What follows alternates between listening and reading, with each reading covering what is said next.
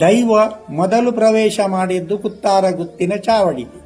ತದನಂತರ ಗ್ರಾಮ ದೈವವಾಗಿ ಆರಾಧಿಸುವುದಕ್ಕಾಗಿ ಇತರ ಪಂಟಮನೆತನ, ಬೊಳ್ಯ, ಕಲ್ಲಾಡೆ, ಗೇಣಿಮನೆ ಹಾಗೂ ಇತರ ವರ್ಗದವರನ್ನು ಸೇರಿಸಿಕೊಂಡು ಗ್ರಾಮದಲ್ಲಿ ಆರಾಧಿಸಿಕೊಂಡು ಬಂದದ್ದು. ಗ್ರಾಮದಲ್ಲಿರುವಂತಹ ಎಲ್ಲ ವರ್ಗದವರು, ಗುತ್ತಿನವರು ಸೇರಿಕೊಂಡು ನಾವು ಅದನ್ನು ಆರಾಧನೆ ಮಾಡಿಕೊಂಡು ಬರುವಂತಹ ಇದು ಮೊದಲಿನಿಂದಲೂ ಪರಂಪರೆಯಾಗಿ ನಡೆದುಕೊಂಡು ಬಂದಂತಹ ವಿಷಯ. ಕುತ್ತಾರಗುತ್ತಿನಲ್ಲಿ ಇದ್ದ ಪಂಜಂದಾಯ ದೈವದ ಭಂಡಾರ. ಕುಟುಂಬದಲ್ಲಿ ವ್ಯತ್ಯಾಸ ಬಂದಾಗ ನಮ್ಮ ಹಿರಿಯವರು ಭದ್ರತೆಯ ದೃಷ್ಟಿಯಿಂದ ಕಲ್ಲಾಡೆ ಮನೆಯವರಲ್ಲಿ ಹೋಗಿ ನಾವು ಅವರು ಎನ್ನುವಂತ ಭೇದ ಆ ಕಾಲದಲ್ಲಿ ಇರದೇ ಇರುವುದರಿಂದ ಸದ್ಯದ ಸ್ಥಿತಿಯಲ್ಲಿ ನಿಮ್ಮಲ್ಲಿ ಇರಲಿ ಅಂತ ಹೋಗಿ ಅಲ್ಲಿ ಇಟ್ಟುಕೊಂಡದ್ದು. ಆಮೇಲೆ ನಮ್ಮ ಮನೆಗೆ ಅದು ಬರಲಿಲ್ಲ. ನಮ್ಮ ಹಿರಿಯವರು ಕೊಟ್ಟದ್ದು ಕಲ್ಲಾಡೆ ಮನೆಯವರಲ್ಲಿ.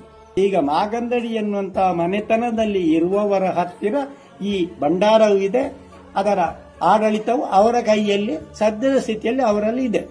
ನಾವು ಆ ಬಗ್ಗೆ ಯಾವುದೇ ದೈವದ ಎದುರಿನಲ್ಲಿ ಆಗಲಿ ಬೇರೆ ಎಲ್ಲಿಯೂ ನಾವು ಅದರ ಪ್ರಸ್ತಾಪವನ್ನು ಮಾಡಿಲ್ಲ.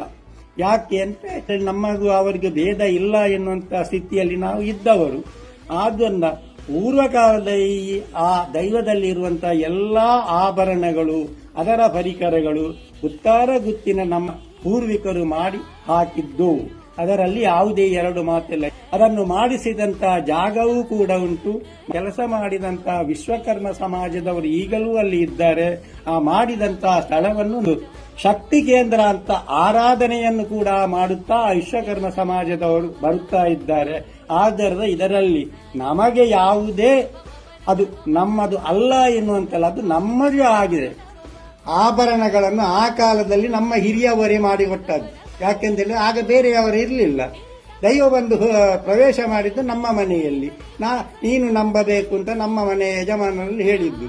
ಆದ್ದರಿಂದ ಆ ದೈವಕ್ಕೆ ಬೇಕಾದಂತಹ ಆಭರಣ ಮತ್ತೆ ಅದರ ಪರಿಕರಗಳೆಲ್ಲವನ್ನು ಮಾಡಿದಂತಹ ಒಂದು ಸ್ಥಳ ಉಂಟು. ವಿಶ್ವಕರ್ಮ ಸಮಾಜದವರೇ ಅದಕ್ಕೆ ಸಂಬಂಧಪಟ್ಟ ಎಲ್ಲ ಮುಗ, ಇನ್ನಿತರ ಆಭರಣಗಳು ಮತ್ತೆ ಅದರ ಆಯುಧಗಳು ಎಲ್ಲವನ್ನು ಇಲ್ಲಿಯೇ ಮಾಡಿದ್ದು. ಅದನ್ನು ಕೊಡಪಿಕೊಟ್ಟ ಎನ್ನುವಂತ ರೀತಿಯಲ್ಲಿ ದೈವ ಕೂಡ ಆ ವಿಶ್ವಕರ್ಮ ಸಮಾಜದವರು ಆ ದೈವದ ಆ ನಡೆಗೆ ಬರುವಾಗ ಹೇಳುವುದುಂಟು, ಎನ್ನ ಕೊಡಪಿಕೊಟ್ಟ ಸಂಸಾರ ಅಂತ.